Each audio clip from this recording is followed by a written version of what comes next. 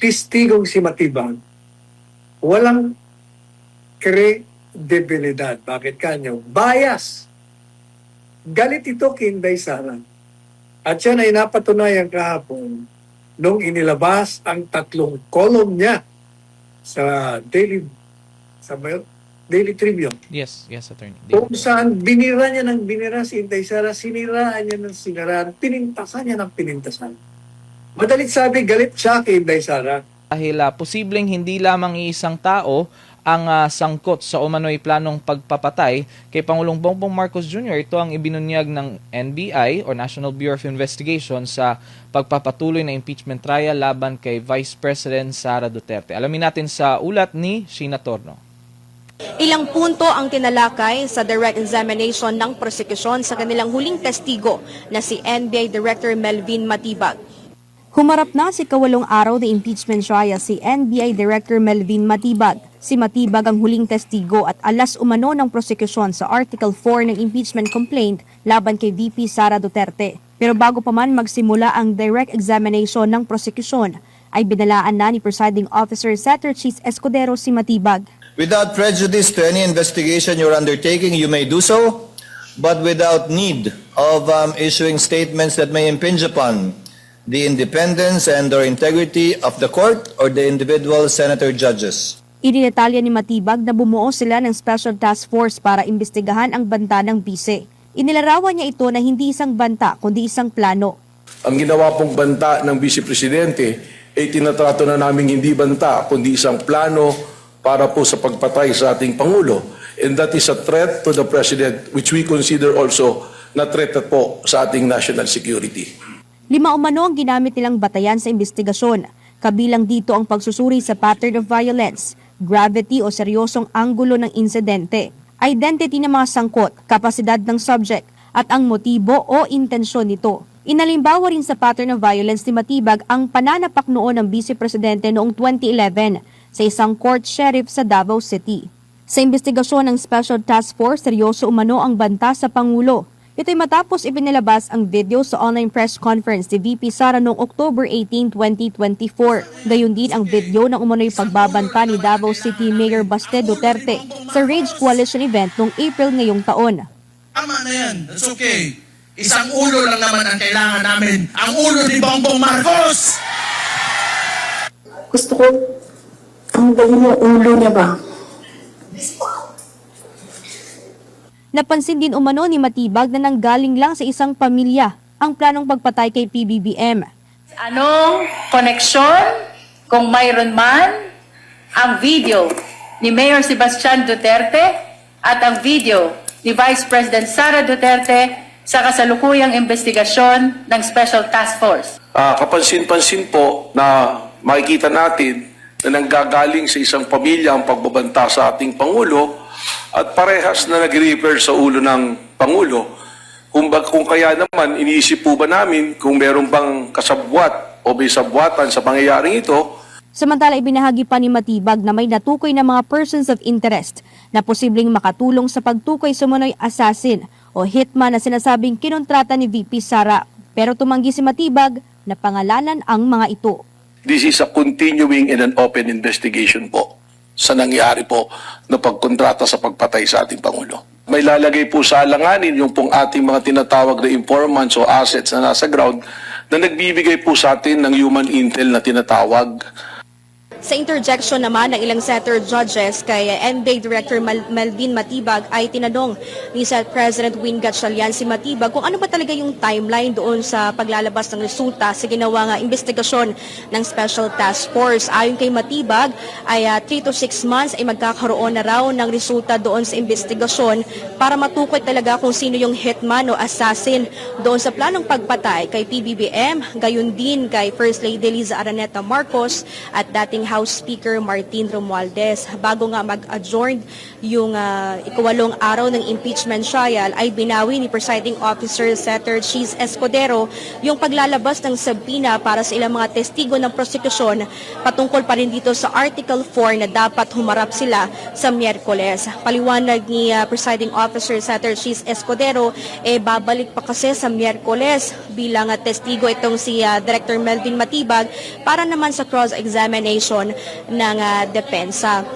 Napagkasunduan naman sa caucus ng mga senator judges na walang mangyayaring impeachment trial sa susunod na linggo o sa Lunes para nga sa State of the Nation address si Pangulong Bongbong Marcos, gayon din sa Martes para bigyang daan yung kontrasona ng minority senators at ipagpapatuloy na lamang sa Miyerkules o July 29 ang impeachment trial sa bagong oras na ito na magsisimula ng alas 10 ng umaga hanggang alas 3 ng hapon para bigyang daan ang mangyayaring regular session ng Senado na magsisimula naman ng alas 4 ng hapon.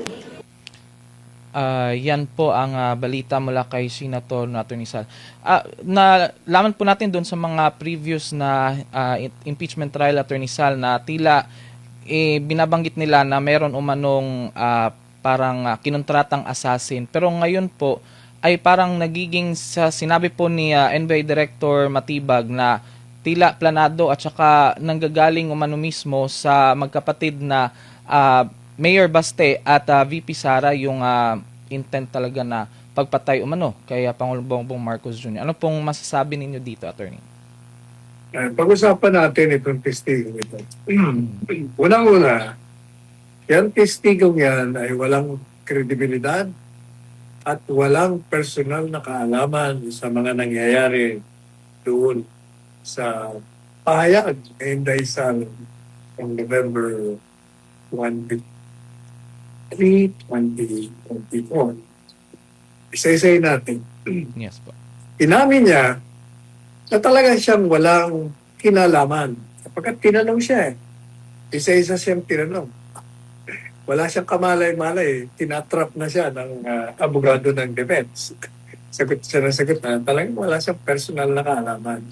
Ang ibig lang kong sabihin nun, kasi lumika siya ng bagong investigasyon.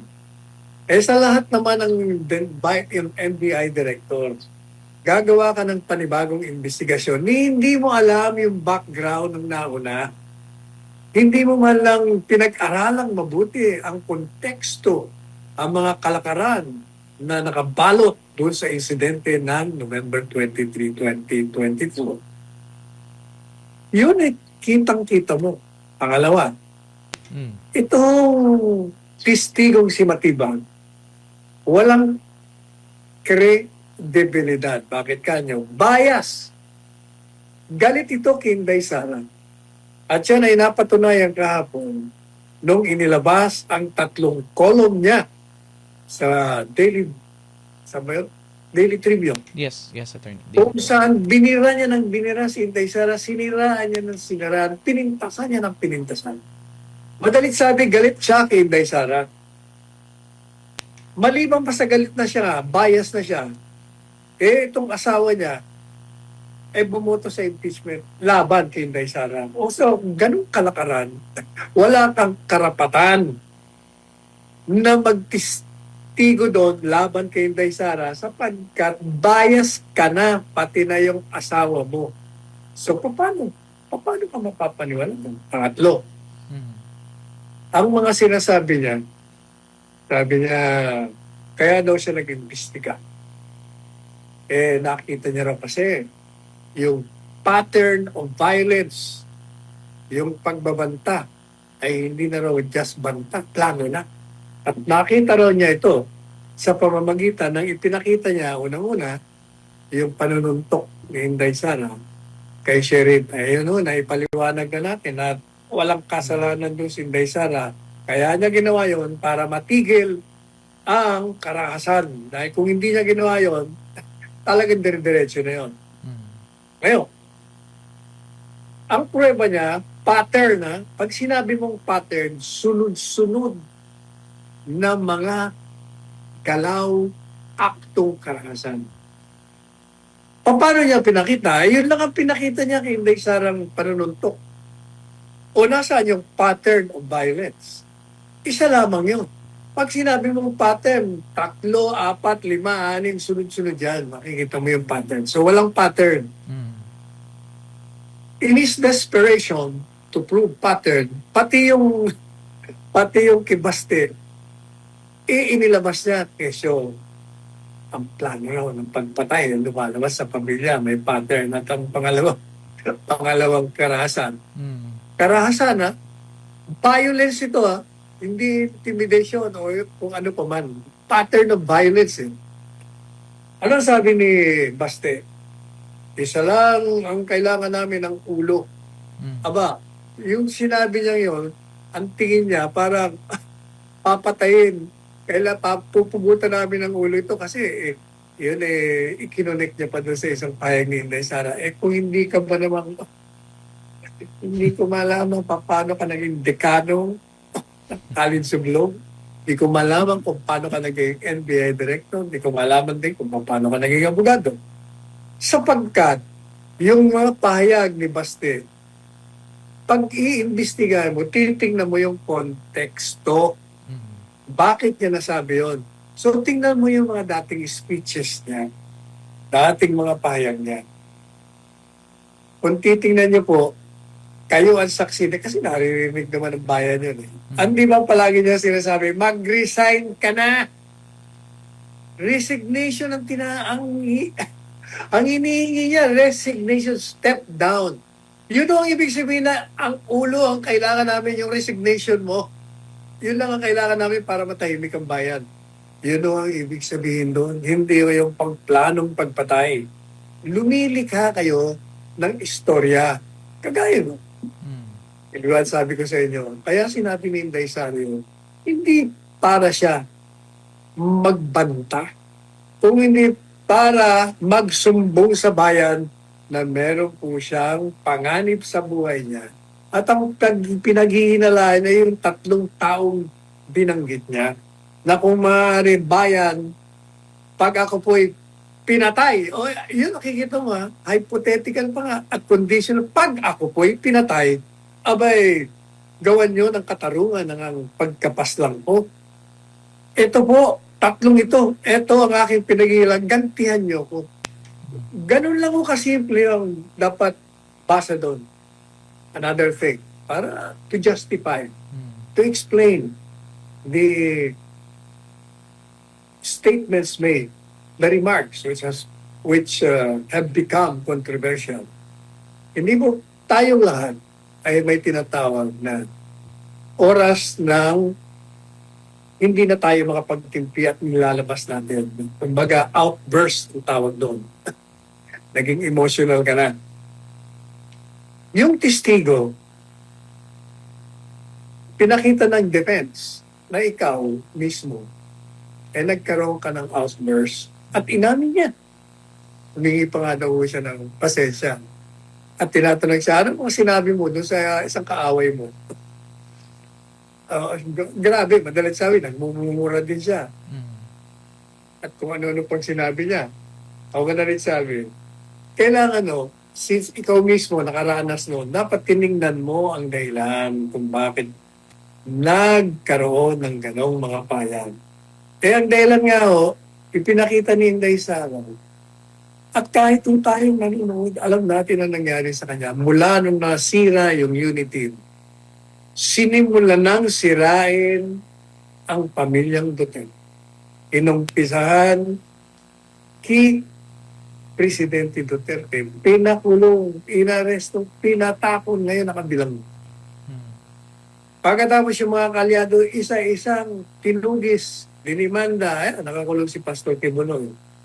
Sinalakay pa ang KOJC. Marami pa rin dinimanda ng mga tagapagtanggol Presidente Duterte. And then, pinunta na si Inday Sara. In-impeach, siniran, sistematikong paninira ang ginawa ng mga kaalyado ni Presidente Marcos Jr. At hindi naman nila gagawin yon kung walang kumpas sa itaas. Ano pang ginawa? O hindi po ba? nirereklamo na ni Inday Sara, ni Vice Presidente Sara, na may mga taong sumusunod sa mga galaw niya. Merong mga nag-aabang sa tapat ng bahay niya, o Green Hills. At minomonitor lahat ang galaw niya. Madalit sabi, sinasabi niya na noon pa, merong threat, tinanggalan pa ng mga security. At hindi lang ordinaryong pagtanggal. Pinili pa yung mga dati niya ng close in security nung siya mayor pa lamang sa Davao. Madalit sabi yun, pinagkakatiwala niya. Pag pinull out mo yon, hindi mo na alam kung sino magbabantay sa'yo. O bantay sa laman. Pagkatapos, anong ginawa niya dun sa Chief of Staff? Kinulong nila, inapi nila. Kumbaga, dumating na yung sukdulan. Kaya, nagkaroon ng online conference at sinabi niya lahat, ang sama ng loob niya. Yun pagsusumpong mo sa bayan niyo kasi public Talagang pinarinig niya sa lahat. Humihingi siya ng saklolo. O yun ang mga kalakaran. Tapos ito pa, gumagawa na naman ng story ito.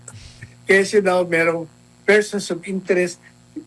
Samantalang inamin na nga ng dalawang testigo ng NBI na hindi nila napatunayan na sa investigasyon nila na merong kinuntratang umatay dun sa tatlo.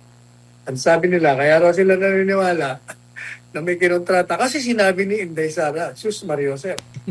Ang ginawa ngayon, para naghahanap sila.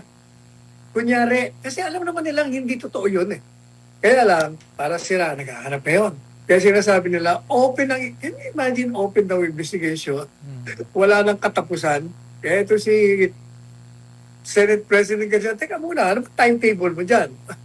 3 to 6 months daw. Pero daw ito open and continue. Ibig ko sabihin, itong mga ito, naghahanap, hindi ko malaman kung anong gagawin nila sa pamamagitan ng pagbili, pananakot, doon sa gagawin nilang, kunyari, ang kinontrata. May papaaminin sila, madalit sabi, huwag na ho tayo magtaka kung biglang may lumabas. Ako po ang kinontrata ni VP Sara Jesus Mariosep. Yan. Kasi kung talagang totoo yan, isang taon at mahigit na dapat na alam na nila yan. Kasi wala naman Hindi naman talaga siya nagbanta at hindi rin totoo. Kung baga, ang ginawa sa tingin ko kasi kung ako, malalaman kung pinapapatay niyo ako, sasabihin ko sa inyo, maglalabas din ako publicly. Pag pinapatay niyo ako, papapatay ko rin kayo. Kasi, pag sinabi mo yun, baka sakaling matakot. Naku, baka patay tayo. Huwag na natin ituloy. Di ba? Yun talaga ang konteksto ng lahat ng mga nangyari nung online conference noong 23 of November 2024. Kailangan mo kasi puntahan mo lahat. Ganyan ang pag-iimbestiga. At saka isa pa, sinasabi ko, inulit niya yung linya ng dalawa. Testigo na sa kanya. Kasi tinignan namin, yun yung mga payag niya roon ay lilikha ng takot at mahihikayat ang magkakagulo. Tinanong yung dalawang testigo, bakit? Di ba tinanong ni Robin Padilla, ano mga seditious acts na natanggap nyo na may nangyari? Wala po. Nakita niyo ba si Inday Sara doon sa mga rally na naghihikayat ng sedition? Wala, hindi po. Yun din ang sinabi ni Matibag, wala rin. So paano ngayon? Kaya bagsak sila, sirang-sira. Palibasa kasi, likha lang Kinatalang nila. Kaya kahit na anong pagtatakip, kasinungalingan, lumalantad sa taong bayan.